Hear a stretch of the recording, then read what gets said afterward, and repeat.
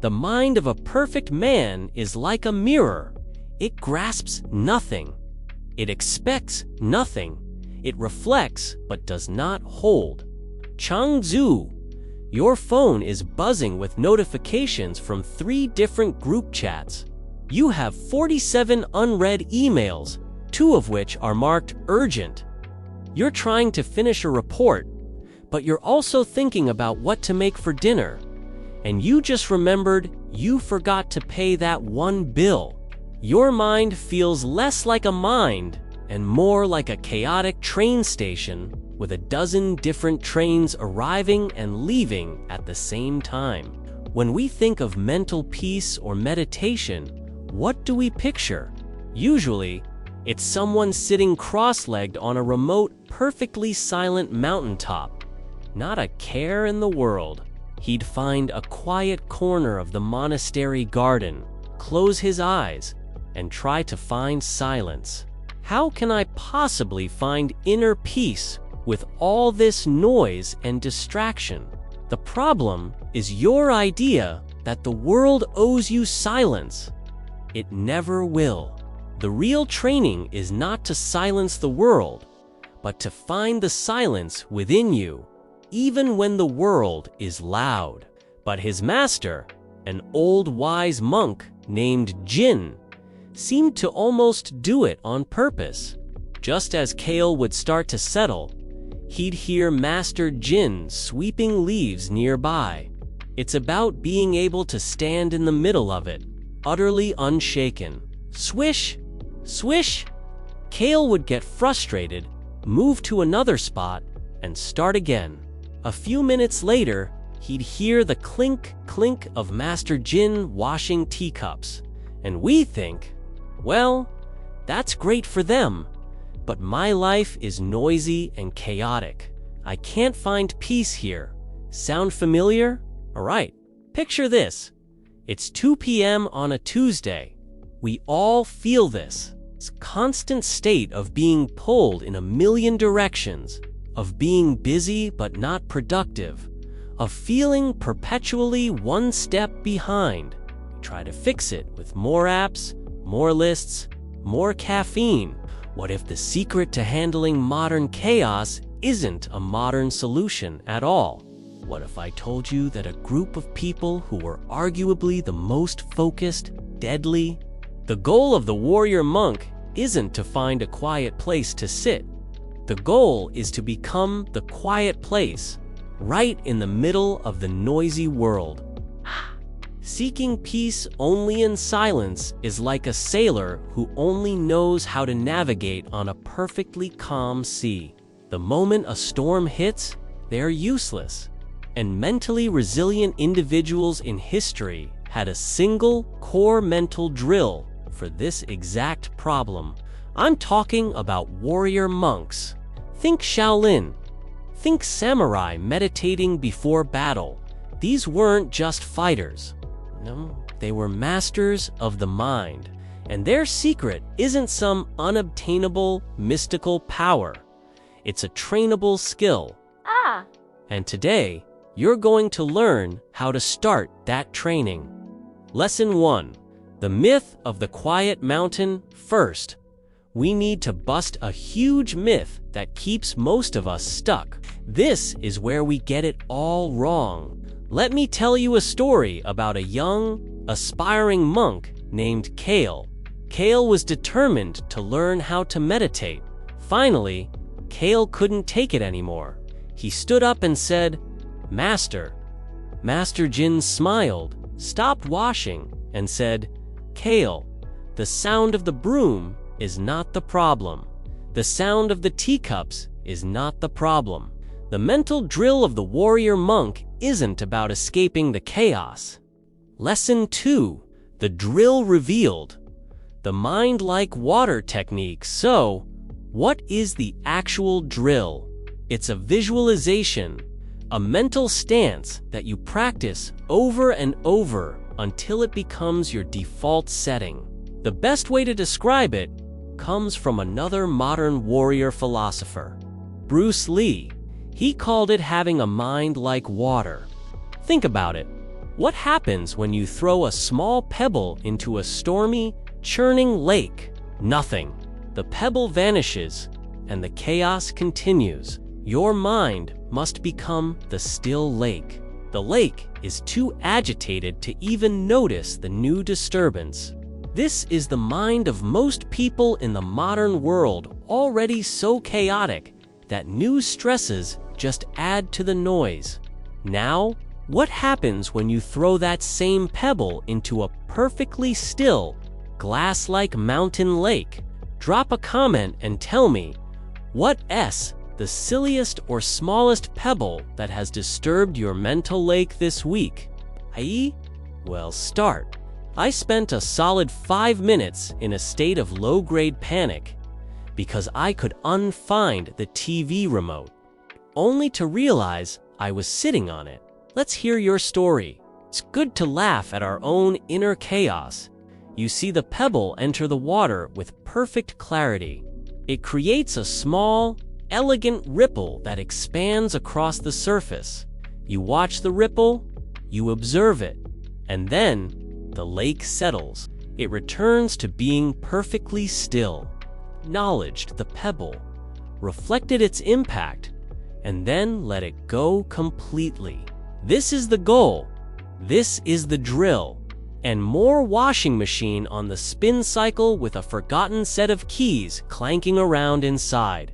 It's just how it is sometimes. The pebbles are everything life throws at you.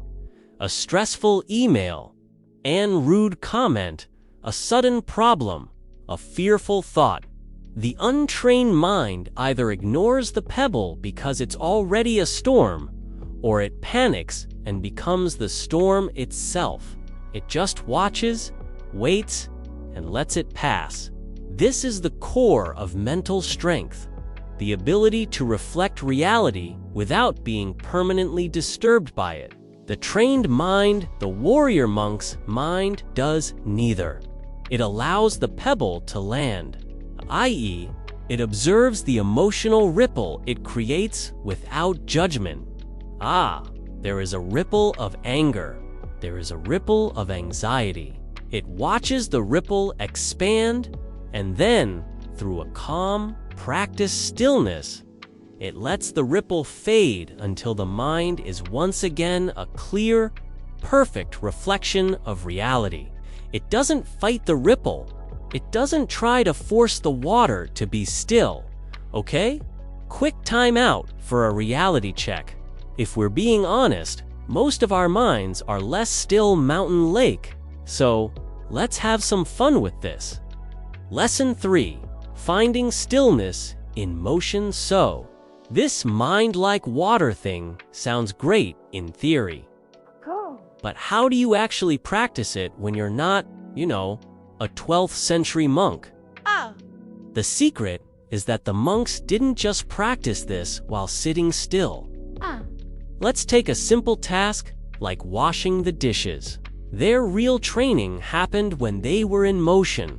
They practiced it while sweeping the floors, while practicing their martial arts forms or katas, and while doing their chores. Your body is at the sink, but your mind is in a dozen different chaotic places. You are finding stillness in the middle of a simple, everyday motion. This is infinitely more powerful than trying to find 30 minutes of perfect silence in your day. You can practice this while brushing your teeth, folding laundry, walking to your car, or stirring your coffee. Panic and poor decisions are almost always the children of surprise.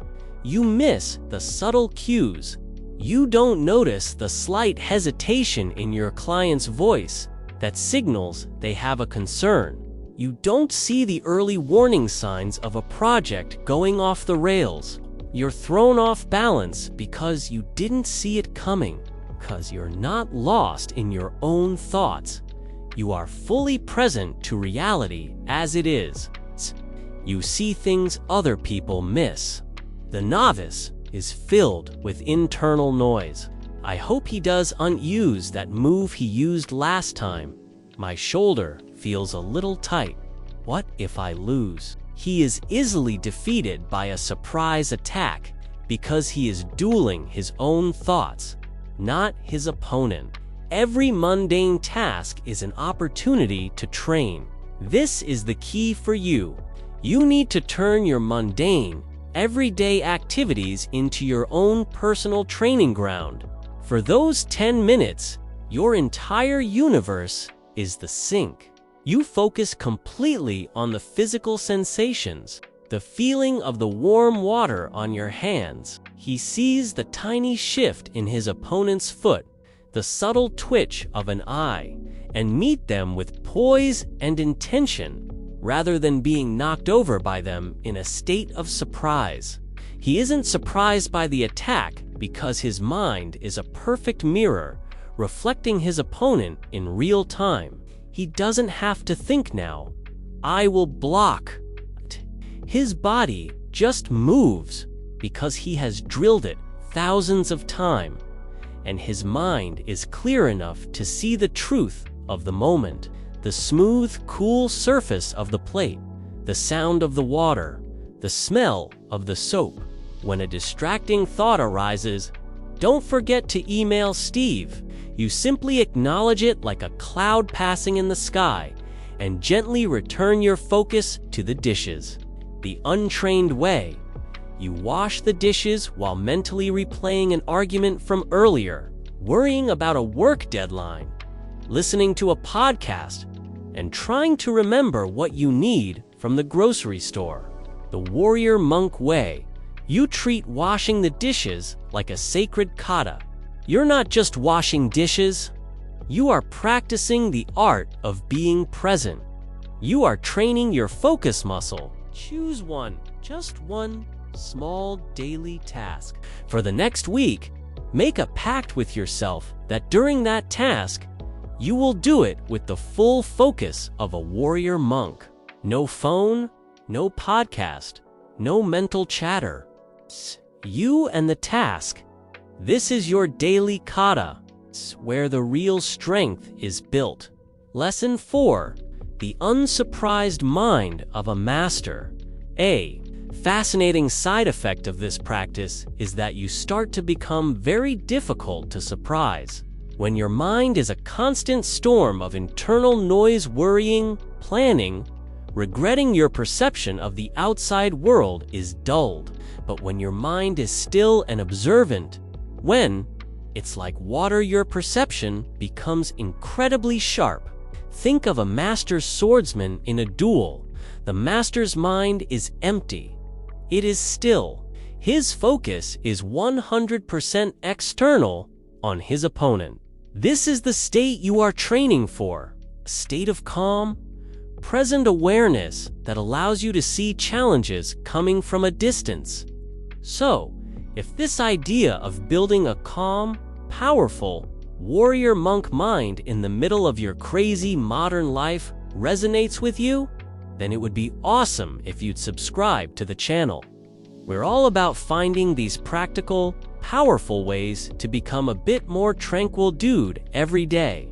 What mental skill or life problem do you want to see us break down next? I'm here for it, and this is a two-way conversation.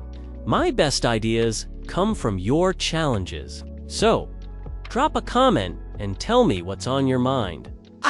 That they understood that true strength is an inside job. They knew it would always throw pebbles into their lake. Their training wasn't about stopping the world from being chaotic. Their training was about making their own mind an unshakable sanctuary of stillness, a monastery they could carry with them anywhere. They practiced with relentless dedication the skill of maintaining inner calm while in the midst of outer chaos. Let's bring it all home. The great secret of the warrior monk is not that they had a special, mystical power. They knew the world would always be noisy. You have that same capacity.